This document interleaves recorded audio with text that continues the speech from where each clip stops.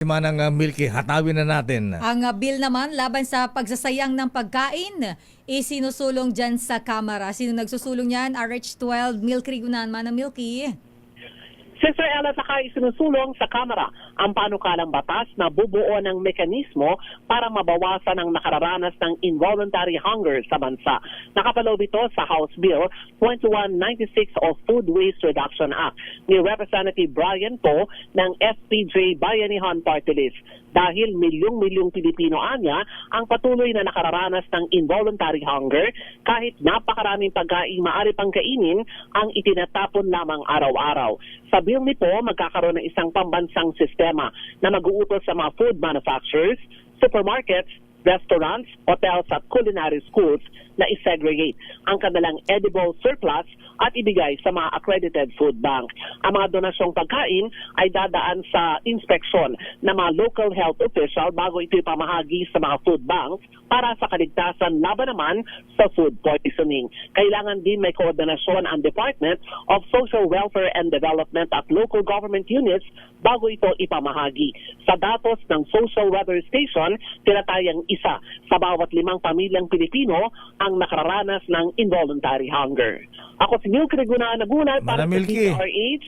Yes, Sakay. Huwag kang magmadali at tatanungin pa kita kay Congressman Leandro Lebiste at Congressman Miao. Ayan na. Magbarkada ba itong dalawa? Ayan. Abay, hindi naman lakay pero biglang sinuportahan ni Congressman Lean, di ba? Ang kumbaga ay yung posisyon ng ilang mga mambabatas kung bakit daw sinuspindi itong si Congressman Barsaga.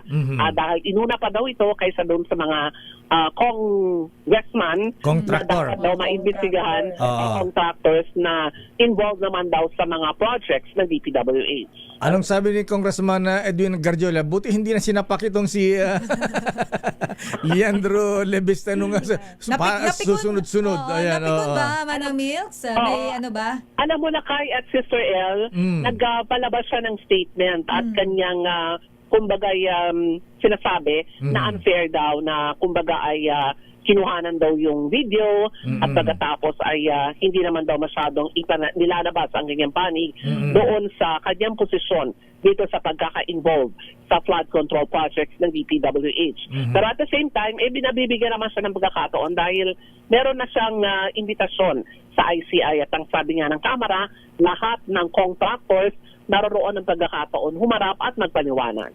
Nag-privilege speech ba yung ginawa ni Congressman Lebiste kahapon? Alin na nauna? Yung pa-selfie kay Congressman Garjola o yung speech ni Cong Lebiste?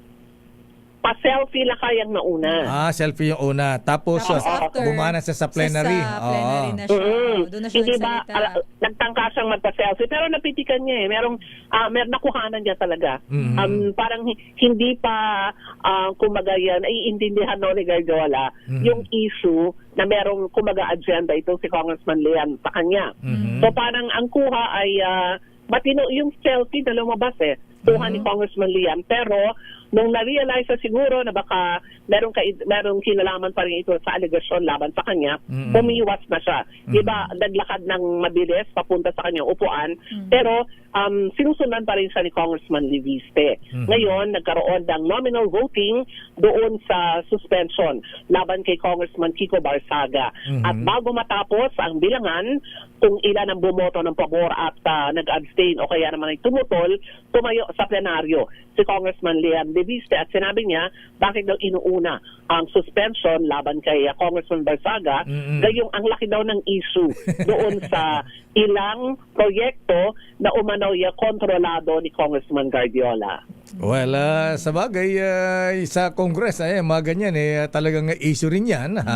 Kaya siguro yung mga inaakusahan, ayan, siguro sa part ni Congressman Guardiola, siguro magpaliwanag din. Hindi lang yung sasabihin na harapin sa proper forum. Yes, ayan, kailan din yung magpaliwanag.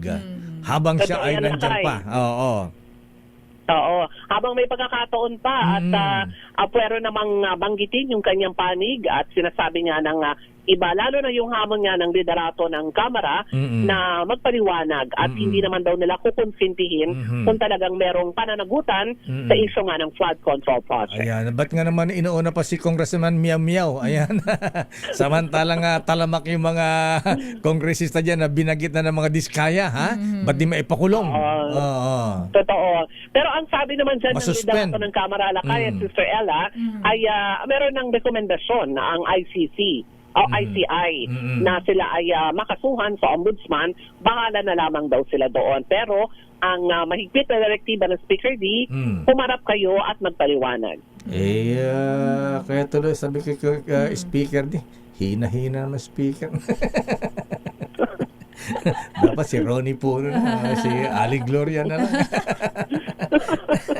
Mabait yata masyado. Masyado mabait. Parang Masyado Soft. mabait. Oo. Soft Mabait siya ka masyado. para sa presidente rin. Okay nga Rod. Kaya pala, kaya magkapatido sa presidente, ang bait-bait ni Speaker D. Ayan. Teka ha, hindi ba babanat si Congressman Garjola labang kay Lebiste? Wala na siguro. Ganun ba? Oo, Kasi may issue din na yung kaso. kasi may lumalabas ding issue kay Congressman Leandro Lebista, yung kanyang ano ba 'yun, yung solar yung renewable energy, yung Solar Philippines, ha? Ayan, hindi daw na i-deliver yung yung renewable energy capacity na dapat ilang megawatts lang 'yan. Ang laki daw ng commitment ayan ng kumpanya ni Lebiste na Solar Philippines. Pero ang na-deliver lang 174 megawatts, ha? Yung project diyan sa may Kalatagan at Concepcion na Mananga Milky. Ayan. Oo. Alam na alam nila Kay. Oo, tama yan. Yung kumbaga pangako na maibibigay ng kumbaga ay supply ng kuryente, tama ba yun? O ng solar power, hindi nasunod. Ayan. Noong nagkakaroon daw umano ng mga problema, sa kanya ibinenta yung kumpanya na ibenta niya na sa iba. Kaya ang tanong tuloy ng ilan nakinabang nga ba na gusto ang mga kababayan natin sa renewable energy, ha? Ngayong ilang taon nang nagbabayad ng fit-all charges ang bawat electric consumer sa Manang Milky. Kaya ang tanong nga namin dito sa Congress Lakay, baka pag nagalit yung ilang mga binabanatan din, ay baka meron din sila. Rest bakan din.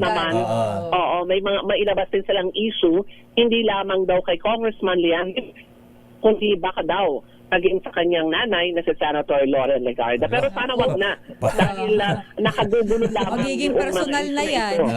Oo. Pati si Lalo Senator. na sa usapin ng politika. Pati Senator Lauren na nadadawit na.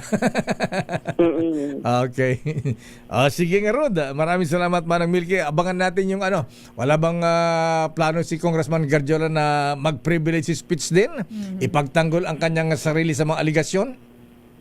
Wala na siguro Lakay, pero baka meron na mga pagkakataon na tumayo rin siya sa plenaryo para marinig din yung kanyang panig. Kasi matagal na siyang binabanggit yung pangalan ni Senator Congressman Lian Leviste. Ayan. Okay nga Rod. Maraming salamat Manang Milky.